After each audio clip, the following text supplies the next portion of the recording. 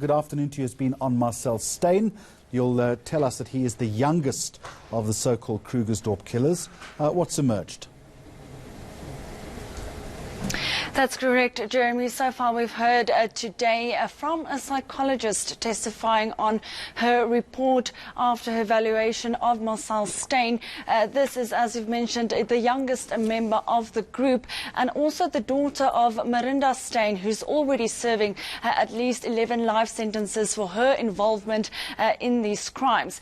So far today we've heard a lot of focus on her childhood, specifically that she was the youngest and involved in these crimes and exposed to this type of life that she seemed to understand as being normal from a very young age.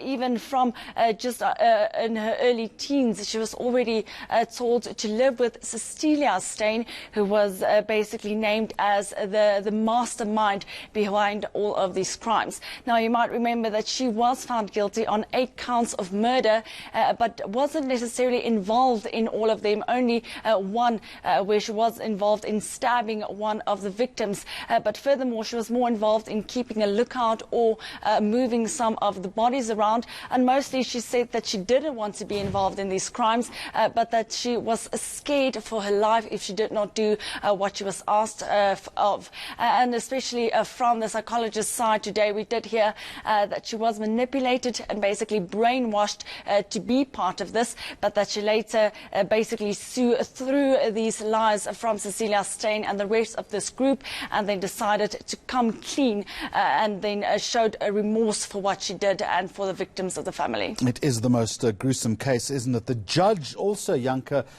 struggling with the explanation about why she suddenly decided to tell the truth during the trial.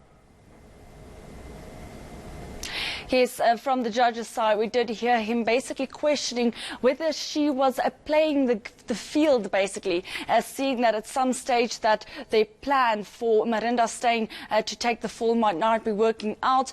So then suddenly she decided then to turn and tell her side of the story, hoping that she can then basically get out of this. But a couple of times during this trial, we've heard that she is extremely intelligent young woman, and the judge are questioning whether this is not part of her plan. Then suddenly, even though she said that she was young and she was scared for her life, the judge is seeming to question some of these claims. And that's also what we've heard from the defence's side, or the state side rather, when they were cross-examining the psychologist, just basically saying that if she saw that this plan for Marinda was to take the fall was not working out, and that's why she suddenly turned state witness, and now claiming that she was only acting in this way because she felt that her life was being threatened and that she had no other choice. And Janka, very quickly going forward, what happens this afternoon?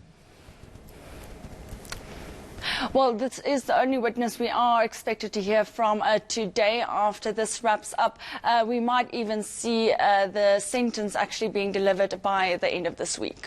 All right, Janka Tolme, South Gauteng High Court for Live at Lunchtime now.